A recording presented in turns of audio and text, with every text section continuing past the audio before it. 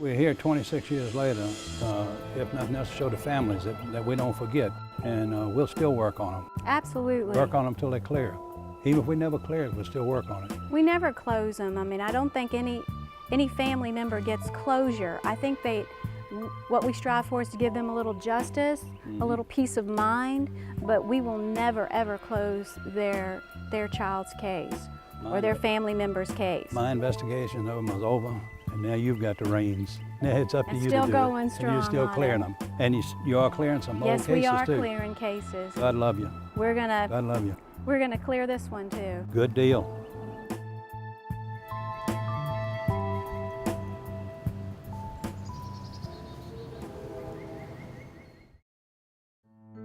We got a call, 911 call, from a subject that said he had stopped on Bickerstaff Road off Darbytown to get some water out of the creek for his car that had overheated. He came down to get his water and he saw a body laying under the bridge. He went up to Williamsburg Road and called the police.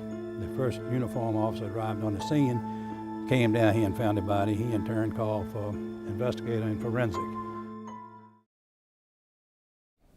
It was just devastating, you know what I'm saying, to me. You know what I'm saying, because it's somebody I love dearly. He loved sports. He was a lifeguard at a swimming pool, like 2 different swimming pools. He was a lifeguard. He played football for Armstrong High School. He used to play basketball at Powhatan Recreational Center. Baseball. Baseball. He did it all. He loved sports, you know, and before this incident, he had just took on a roofing job, putting like tile on roofs. That particular morning, I was the last one to leave the house. I said, all right, I love you, I'll see you this evening. Just like that. And went on to school. And it was just shocking to me when I got out of school to get that information. I know if he was here right now today, it's probably a whole lot of stuff, you know what I'm saying, I wouldn't have went through. You know what I'm saying, because he didn't want me in any trouble.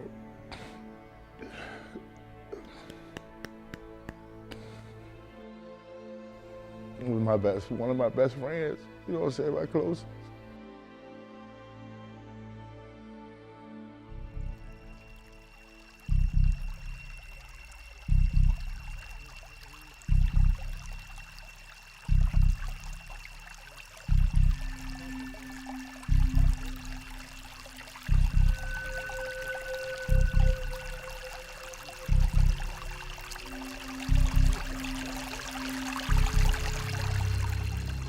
So this was actually the location. And looks just like it, And as soon as I come down the hill and saw this, I knew it was a spot. And I haven't been down here in 26 years. But you can't mistake that. He was laying right over there in those rocks, laying on his side. And he was shot multiple times. Multiple times. We had to come in from the other side, and we saw the body here. We came over. We saw the victim had numerous gunshot wounds and was shot with 2 different guns. And we later determined that one was a 9mm, one was a .38. He had a gun on him in his belt, but he never had a chance to get to it. So there were 2 suspects. 2 suspects, At 2 shooters. least 2 shooters. 2 shooters. So you felt like this was really drug-related? As soon as I saw it. Because it was more of a hostile killing. They either hated him or trying to make a point to somebody. Absolutely. And we seem to think that he came down here with these people. He knew them, he wasn't afraid of them. He trusted them. Because he would have pulled his gun if he had suspected anything. He didn't. And by the time he did suspect anything, if he did, it was too late because he had already been shot. But he still had the gun on him when we found him. And he was shot multiple times? Multiple times, all over his body. Legs, chest, everything. He wasn't the type of person to just jump in the car with anybody that, you know, if he don't know you, he's not gonna jump in the car with you. It had to be someone he felt comfortable with being with. What were your first thoughts as to what you thought happened to him? You hear so many different stories. I mean, I actually heard it was like a retaliatory type thing. It's been a whole lot of rumors about what's been, you know, from just hearsay in the streets of what happened to my brother, and it was said that he was led there back going to pick up drugs. You know what I'm saying, like from a stash spot. Bickerstaff Road, East Richmond Road in Richmond was known for that type of activity. So it was a desolate place where they could have led him into false belief that, you know, all we're going down to do is just do a simple transaction that we've done for years. You know, the top guy could have said they got some drugs stashed under here. Somebody stashed some drugs over there, and we're going down to pick it up. The top guy could have said, come with me, we're going to do the other guy. Mm-hmm. And then when they got here, they did him instead. So we just don't know. But they brought him here to kill him. My brother was a good person. You know what I'm saying? He had his flaws, he had his ups and his downs, but he didn't deserve to go like that.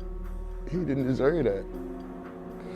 I just wish and hope and pray that the person that did it would come forward. Anybody with any information would come forward. Give us some type of closure to this case. Did you find a lot of evidence here? Oh yeah, found a lot of casings there. Okay, A whole shell lot of casings.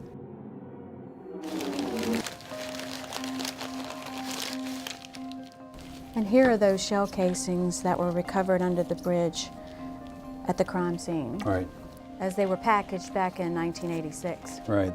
They were found right near of the body, on the ground near the victim. They were around him, around his head or his feet, Just all around his body. all around the body.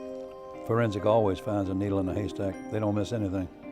These casings will tell us a story, and actually they'll speak for the victim because he can't speak for himself, but it'll tell us a story. There's new technology now that has just come out recently where the fingerprints can be derived from old shell casings, even as far back as 1986 and further. It's a new electrostatic testing going on right now. So it really should make the suspect, any suspect out there, be afraid. Right. Because technology has caught up with it. Now we're going to find out one day. We're catching up to the criminal.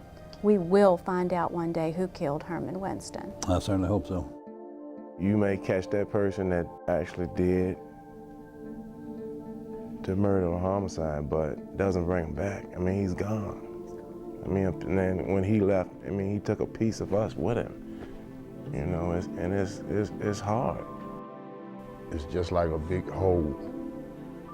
I just pray every day that someone will come forward and help us, because it's not just our family, it's other families that's going through this, and their family may go through it too.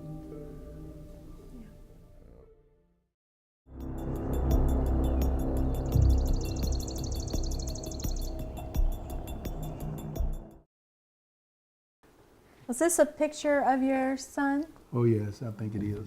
Okay, so this is Judson, right? That's him, right. And didn't y'all call him something, another nickname? And they call him Melvin, call him Ned. He had several nicknames, didn't he? Yeah. Okay. What was the other one? I think you had another. Booby. Booby. Well, can you tell me a little bit about your son? Did y'all have a relationship, and where were you living at the time? Not really. We didn't have a relationship. I was living in Heckler Village, and Melvin came to stay with me for a little while. And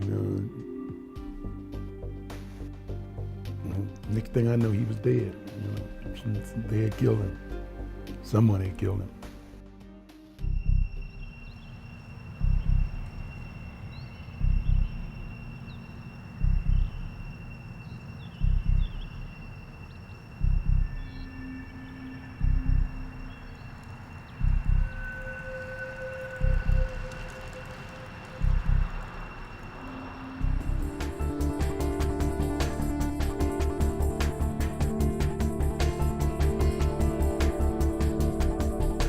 Okay, so here we are at Willis Church Road, old Route 156. And this appears to be the same telephone pole that you measured off of when you discovered the body. So let's measure it. He was supposed to be 65 feet 3 inches from Yes. this telephone pole. So if you want to, I'll hold it and you measure that way.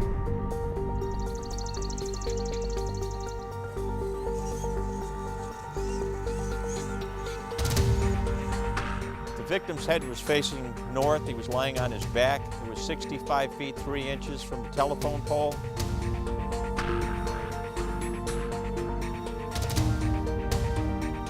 He was lying parallel to Willis Church Road, and it was 22 feet off the edge of the road. So this is where he was, right Yes. here. The crime scene was very vivid. I mean, I can remember just like the first day that I arrived at the scene. Really? Right. And so what was the weather like?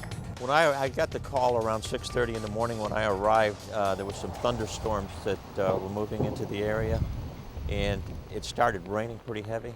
Okay. So we had to cover the body up. You had to get going because your evidence was going to be lost. That's correct, and we also had the medical examiner that was en route, Okay. and we were waiting for the medical examiner.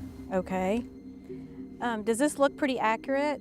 Yes, it does. The area stayed pretty much the same. Okay. It's grown up. These pine trees weren't here at the time. There was gravel, a white gravel, that was the victim was lying on, and it was U-shaped, so like a driveway that came through here and then went back out onto Willis Church Road. And I noticed in your crime scene pictures there was heavy gravel on the bottom of his shoes. That's correct. There was a white gravel on the bottom of his boots. He had tan boots on. All that's grown over by now. Yes, it has. Can you tell me a little bit about the area back in 1987? I mean, I know it wasn't traveled as much as it is today. Yes, at the time, there wasn't much traffic that came down, up and down Willis Church Road, especially that early in the morning. We believe that the shooting probably occurred several hours before, Early in the morning. early in the morning. So, in essence, it would have been pretty easy for someone to get away with shooting someone That's correct. and then leave the scene without being seen. That's correct. Okay. In studying this case or investigating this case, I'm working with Detective Danny O'Keefe, who's also retired. Well, your victim, Judson Calvin, and Danny O'Keefe's victim, William Winston Jr., are related. Right, Winston is the cousin of my victim, which is Judson Calvin. Well, I've got your case file, and I'd like to get your personal, view on what kind of man was Judson. I mean, that possibly would be related to why he was killed. Well, the victim, Judson Calvin, was running with a rough crowd at the time. There was previous arrests that were made with some of these individuals. Some of them were drug related. He was involved with some people, a shady character, if you want to say that. And his aunt wanted me to take him in to help get him away from those people, So he came to live with you for a while? He came to live with me for a while, yes. Okay. And I couldn't get him to get a job. 12 o'clock, 1 o'clock, he's just getting out of bed, I said, man, when you gonna get a job? I'm looking, what are you looking for, a night job? So he didn't want to work. I guess he was used to the fast money. Did you get any good leads back then on some of these characters that were possibly involved? I received several good leads, but the witnesses were reluctant to testify at the time. Why was that? They were in fear of their life. I found that to be the case in several of those. They were afraid of any retaliation that might come down. I had, like I said, I had several good witnesses that told me what took place, but when it came down to testifying in court, they said that he didn't want to testify. I mean, it's a known fact that Judson was involved with drug dealing, right? Right. When Judson used to hang out with these type of people, he got shot and he got beat up and he went to jail. I mean, what do you think would keep him in that kind of lifestyle? Because I think they think that's a symbol of being tough, being a bad guy, macho, You think once he gets in, he can't get out? Well, it could have been that. It could have been that way because somebody killed him. Why? We don't know. Maybe because he wanted to get out, I don't know. Or maybe because he messed somebody's money up, I don't know. But he did something he shouldn't have done. And the people, you know, the people that he was dealing with was a little bit better than he was. And that's the way it is. The baddest guy, he calls the shots. It's like being in a gang. You in it for life. It's like being in the mafia. You in it for life. I mean, you may get in it and be like, I want out, but that particular group that you're running with don't really want you to be out, because it may be information that you know about that particular group. They might think you're gonna pass it on to someone else. They may let you out, but I doubt if that'll be the end of it. I mean, with that said, you knowing how these gangs and groups and stuff operate, why even associate yourself with that type of thing? Retaliation killings is what we say that they are. That's correct. A lot of the drug dealers that were killed at the time, they were either coming up short on the cash or they were actually using the drugs themselves. They would come up short, and the distributor would put a contract out to have these people killed. And at that particular time, there was a lot of drug killings that were going on, and every time it seemed that you got close to a witness or a victim, there was either somebody was getting shot or somebody was getting threatened. And they were just too afraid. They were too afraid. They wanted to work with you, but they were just too afraid. Well, Joe, with it being 26 years later, it could be that some of the people who were afraid to come forward then will come forward if they think maybe that some of the suspects are deceased now. That's correct, and hopefully the witnesses will come forward and give us the information that we need to clear this case. Absolutely. It would be nice to have closure for the family. I know this has gone on for some time, but it's tough when you can't get the public to come forward and give us the information that we need to clear cases. Right, because you know what? There is somebody out there in the public that knows who killed every single one of my cold case victims. Every single one, somebody knows. When you got young people dying that haven't even had a chance to find out what life is about. And they never will find out what life is about. No one should die before their time. I think young people should grow to be old people. That's when life is enjoyable. Henrico Police will never stop asking questions. We're going to continue to ask questions because one day we're going to find the answer, and we'll never stop, we'll never forget, and we'll keep on going forward with the cases until we find that shooter. There was a whole lot of people out there that loved my brother. A whole lot of people out there that loved him. And I just wish that if any of those people still loved him, please come forward. You should be more comfortable with coming forward and information now versus back then. I mean, that's someone's life that was taken.